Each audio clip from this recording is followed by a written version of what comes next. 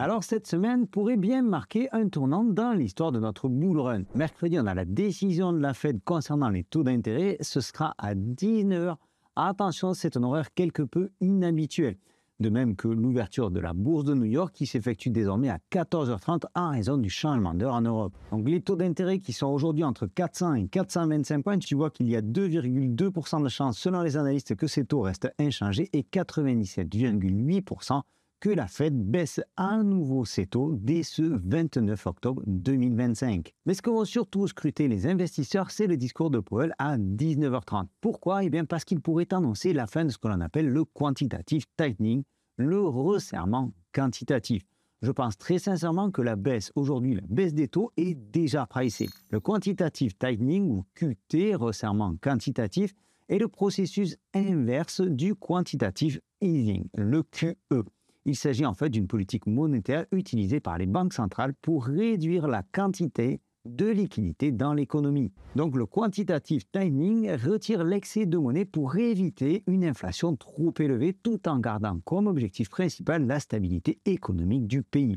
Donc ça fait déjà quelques temps que les États-Unis étaient en quantitative tightening. Et ce n'est pas parce que le QT se termine que les États-Unis vont directement rentrer en quantitative easing. De l'autre côté, pendant le QE, les banques centrales achètent entre autres massivement des obligations d'État pour stimuler l'économie en réduisant les coûts de financement. C'est donc ce discours-là, le discours de Jérôme Powell à 19h30 après le FOMC que vont scruter mot par mot les investisseurs. Ils vont scruter ça de très très près. L'inflation aux États-Unis semble maintenant relativement contrôlée, même si les chiffres peuvent être erronés, notamment en raison du shutdown. Et donc, si la Fed continue de baisser ses taux, il sera plus facile alors ensuite de racheter des obligations à un coût moins élevé en créant une nouvelle dette. Bref, tu l'auras compris, tout est lié, mais tout dépend de ce resserrement quantitatif, de ce QT qui pourra alors passer dans un deuxième temps en QE, en quantitative easing, libérer à nouveau de la liquidité sur les marchés, ce qui est une très bonne chose pour nous. Et ça, c'est Powell qui va donner la tendance dès ce mercredi à 19h30. Donc on attend une forte volatilité demain entre 19h et 20h. Je ne manquerai pas de te tenir au courant de tout ça sur le canal Telegram Objectif Lune. Si tu me découvres aujourd'hui, je t'invite à t'abonner si tu apprécies ce contenu en cliquant par ici pour ne rater aucune de nos prochaines vidéos. C'est Sylvain et comme je viens de te le dire, tu es bien sur Objectif Lune. Ici, on parle de la crypto sous toutes ses formes. On parle également de macroéconomie, histoire de bien comprendre comment tout cela est lié et comment ça se passe pour réussir au mieux nos investissements en crypto. Et avant de te parler du Bitcoin et d'un possible repli, je voulais te partager quelques news particulièrement bullish et notamment ma position sur les altcoins parce que je sais que ça intéresse certains d'entre vous.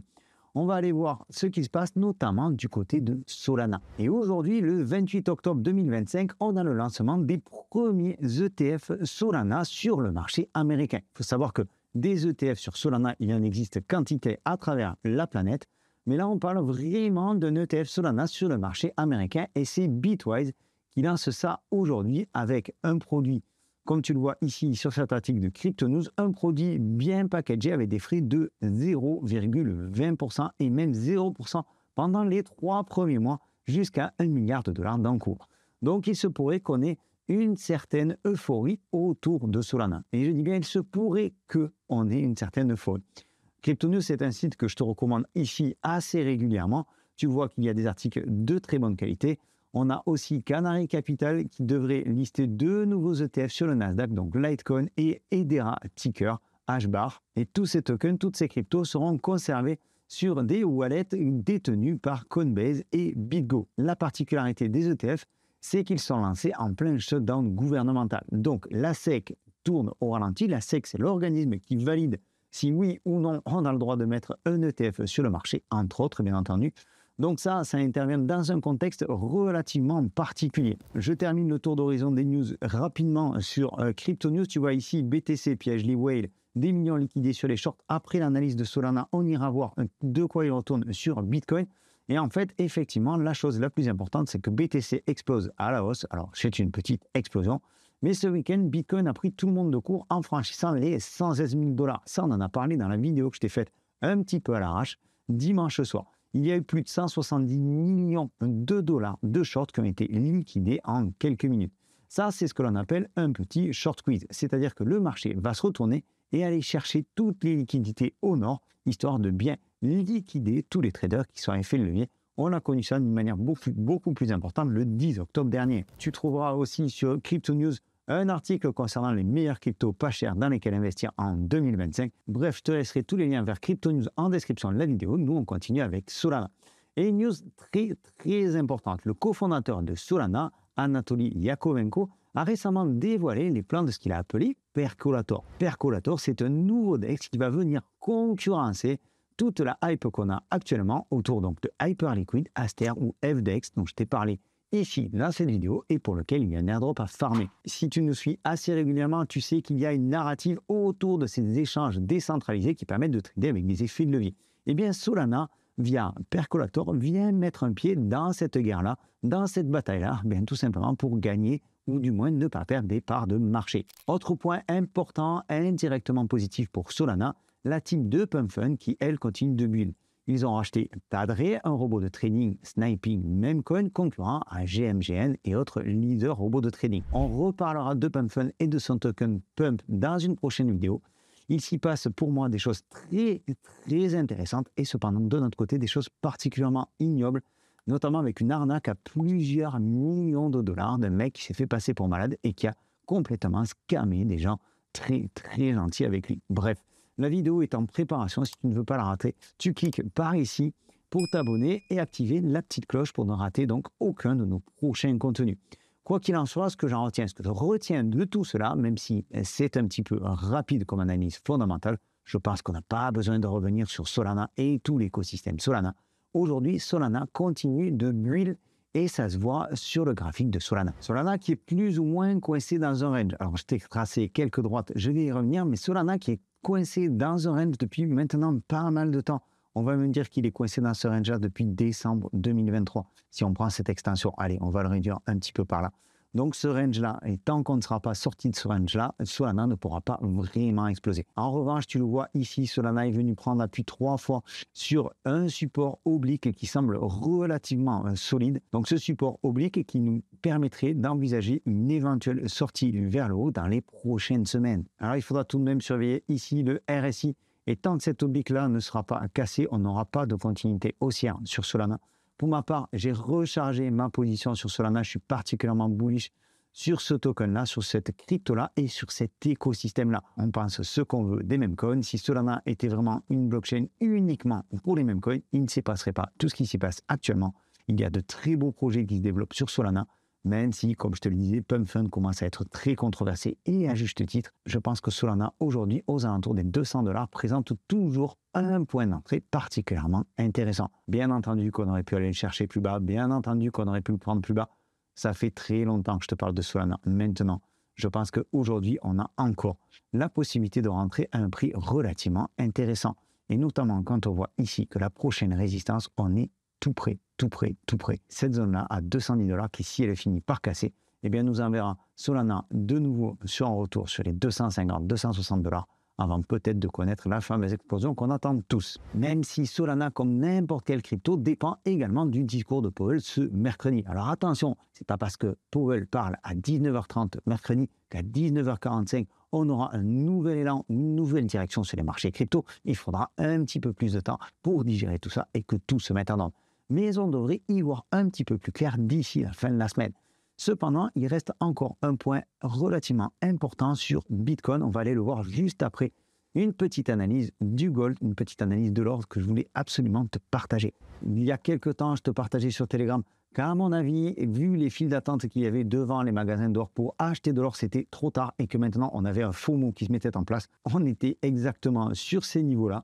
J'ai vendu le peu d'or que j'avais. Je me suis repositionné sur Bitcoin, tout simplement parce que je pense qu'on peut avoir un transfert de liquidité du gold vers Bitcoin. Ça, je t'en ai parlé dans d'autres vidéos. Et pour moi, le premier support sur le gold se situe ici sur les 3700 $. Et le deuxième support se situera ici sur les 3471 $. Alors d'ici là, comme toujours, on ne va pas descendre en ligne droite. Il va très certainement y avoir des petits rebonds comme ça, mais on devrait ici revenir assez rapidement sur les 3471 $. Et je reviens donc rapidement sur ce graphique-là. Tu le vois, à chaque fois que l'or ici consolide, eh bien, on a une poussée explosive de Bitcoin. Ça a été le cas ici aussi et ici aussi. Voilà, donc on peut se permettre de penser que si le gold consolide maintenant à plat, on est une explosion du Bitcoin. Ça semble tout à fait logique. Cependant, je t'en ai parlé dans ma vidéo de dimanche, on a ici ce que l'on appelle la cotation CME, c'est-à-dire le Chicago Mercantile Exchange qui lui est ouvert du dimanche soir au vendredi soir. Et on a donc Bitcoin qui nous a fait de nouveau un joli petit gap donc entre vendredi et dimanche soir ici, c'est-à-dire un trou de cotation. Alors l'idée de tout ça, c'est qu'en général, les gaps doivent être comblés. Alors tu vois ici qu'on en a un qui traîne depuis relativement longtemps, à 92 000 $. On en a eu un ici aussi qu'on a comblé. On en a eu un ici, tu vois, qu'on a comblé là. On en avait un ici qu'on a comblé. Un ici qu'on a comblé donc la semaine dernière. Et là, aujourd'hui, on a encore celui-là. Alors, ce gap-là pourrait agir comme un aimant et tirer Bitcoin vers le bas. Et alors, ce qui pourrait se passer cette semaine, et je n'ai pas de boule de cristal, mais ce qui pourrait se passer cette semaine, c'est que lors du discours de Powell, on ait suffisamment de volatilité pour venir ici combler ce gap avant éventuellement de repartir. Donc, ce sera mercredi. On pourrait tout à fait avoir ça avant que le Bitcoin se mette à repartir si le discours de Powell, une fois de plus, tient tout à fait toutes ses promesses. Alors pour ma part, je vais adopter cette fois-ci une stratégie relativement particulière. Je ne vais pas forcément attendre que le gap soit comblé. Parce qu'en de rares occasions, comme tu le vois ici, on pourrait avoir ce que l'on appelle un gap de rupture. C'est-à-dire un gap qui changerait la tendance et qui nous permettrait d'avoir un retournement donc à moyen terme. C'est-à-dire qu'ici, on pourrait tout à fait repartir sans venir combler le gap qui sera peut-être recomblé au prochain bear market. Donc, pour éviter d'être sur le bord du quai, si jamais le train part comme ça, part tout d'un coup, eh bien, je commence à augmenter légèrement mes positions. Je suis déjà positionné en long sur le Bitcoin. Je suis bien entendu positionné en spot sur certaines valeurs, comme tu l'as compris, certainement sur Solana, également sur Hyperliquid, également sur Tao, uniquement des leaders de narrative, également sur Aster. Bref, j'ai quand même gardé de la liquidité parce que si on revient ici combler ce gap, alors là, ce sera l'exact moment pour revenir charger et faire baisser mon prix d'achat, donc sur Bitcoin, mais également sur l'ensemble des altcoins. Alors, attention, je ne vais toujours pas poser la maison dessus.